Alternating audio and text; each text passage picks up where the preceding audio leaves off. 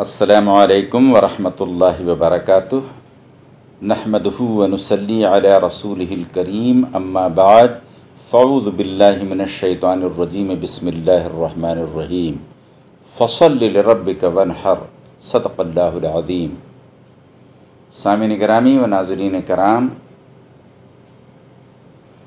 قربانی کے تعلق سے ہمارے بعض احباب کا یہ اصرار رہا کہ لاک ڈاؤن کی وجہ سے قربانی میں جو دقتیں اور پریشانیاں آ گئی ہیں، اسلامی اعتبار سے میں ان کی وضاحت کر دوں، تو ان حضرات کے اصرار اور حکم پر میں چند نکتے آپ کی خدمت میں پیش کر رہا ہوں۔ اللہ سبحانہ و تعالی ہم سب کو دین و اسلام پر عمل کرنے کی توفیق عطا فرمائے۔ قربانی اللہ تعالیٰ کا حکم سیدنا آدم علیہ السلام کے زمانے سے جاری عبادت ہے۔ قربانی سارے نبیوں کی شریعت میں شامل رہی۔ ابراہیم خلیل اللہ و اسماعیل ذبیح اللہ کی یادگار، شعار اسلام اور ہمارے پیارے نبی محمد مصطفیٰ صلی اللہ علیہ وسلم کی سنت ہے، جو ہر صاحب نصاب مسلمان پر واجب اور قربانی نہ کرنے والا گنہگار ہے۔ مگر آج کرونا کی وجہ سے جہاں ہم بہت ساری عبادتوں سے محروم ہو گئے ہیں، وہیں قربانی جیسی عظیم الشان عبادت بھی خطرے میں ہے، اور ایسا لگ رہا ہے کہ بہت سارے مسلمان اس عظیم الشان عبادت سے محروم رہ جائیں گے۔ انا للہ و انا الیہ راجعون۔ اب اس لاک ڈاؤن کی وجہ سے قربانی سے متعلق جو مسائل پیدا ہوئے وہ آپ کی خدمت میں پیش کر رہا ہوں۔ اللہ سبحانہ و تعالی ہمیں حق بات کہنے کی اور ہم سب کو حق پر ہی چلنے کی توفیق عطا کرے۔ نمبر 1، گاؤں، قریوں اور چھوٹے قصبات میں قربانی دینا آسان ہے، اس لیے ممکن حد تک قربانی کے دنوں میں قربانی دی جائے گی اور وہاں کے لوگوں کو اس کا اہتمام کرنا چاہیے۔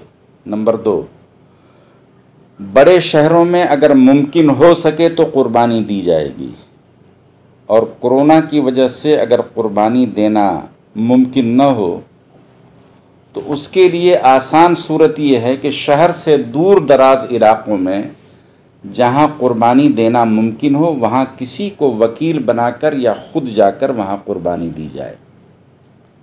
نمبر 3، موجودہ حالات میں صاحب نصاب مسلمان کی طرف سے صرف ایک قربانی دے دینا کافی ہوگا، اور ایک قربانی دے دینے سے اس کا واجب ادا ہو جائے گا۔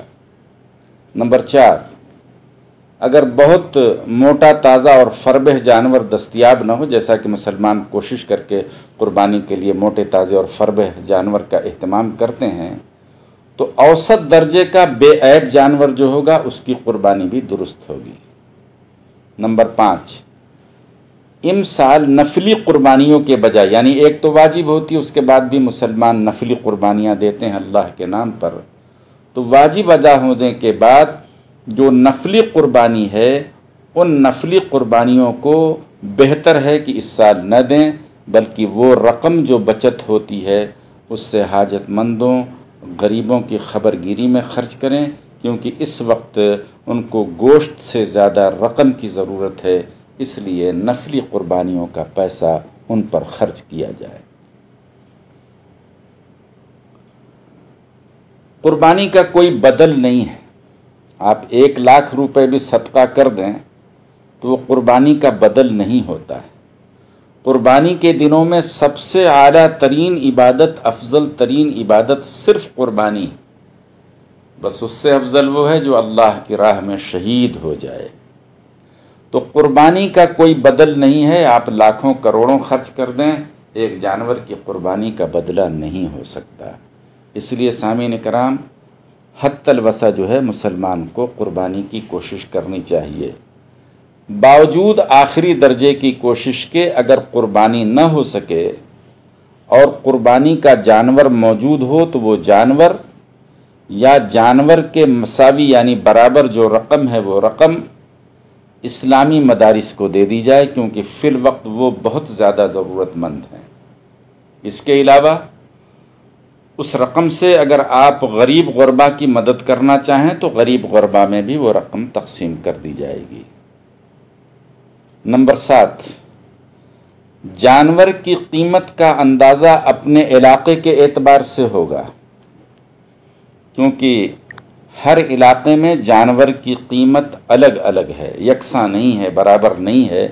اس لیے جانور کی قیمت کا جو اندازہ کیا جائے گا وہ اپنے علاقے سے کیا جائے گا، اور قیمت بھی متوسط ہوگی، نہ بہت زیادہ نہ بہت کم، یعنی ایک اوسط درجے کا، جیسا کہ اسلام کے دیگر مسائل میں حکم ہے، مثلا فدیے کا ہے تو اوسط کھانا، اور آپ کسی قسم میں حانث ہو جاتے ہیں تو اوسط کھانا۔ اسی طرح سے اگر آپ قربانی کے جانور کی رقم نکالتے ہیں تو اوسط درجے کی رقم ہوگی، نہ بہت زیادہ ہوگی اور نہ بہت کم ہوگی۔ پھر بھی کوئی اعلیٰ درجے کی اگر قیمت ادا کرتا ہے تو یہ اس کے لیے بڑے خوبی اور اجر و ثواب کی بات ہے۔ سامعین کرام، آخری چیز توبہ استغفار بہت ضروری ہے۔ ہم اپنی بدعمالیوں کی وجہ سے، اپنی کوتاہیوں کی وجہ سے آج اللہ کے گھر سے دور ہیں، عید کی نماز سے محروم ہیں، قربانی جیسے عظیم الشان عمل سے بھی اللہ نہ کرے دوری ہوتی جا رہی ہے۔ آپ دعا کریں کہ اللہ سبحانہ وتعالی ہمارے غلطیوں کو معاف فرمائے، ہماری غلطیوں سے درگزر فرمائے۔ یہ ساری ہماری بدعمالیوں کا نتیجہ ہے جو آج ہمیں یہ دن دیکھنا پڑ رہا ہے۔ اللہ کی طرف رجوع کریں، اپنے لیے، اپنے اہل و عیال کے لیے، اپنے شہر والوں کے لیے، اور سارے عالم کے مسلمانوں اور سارے عالم کے انسانوں کے لیے دعا کیجیے کہ اللہ تعالیٰ اس مصیبت سے، اس کرونا کے وبائی مرض سے ہر انسان کو چھٹکارا نصیب کرے۔ اللہ تعالیٰ ہر مسلمان کو اس بیماری سے محفوظ رکھے۔ واللہ اعلم۔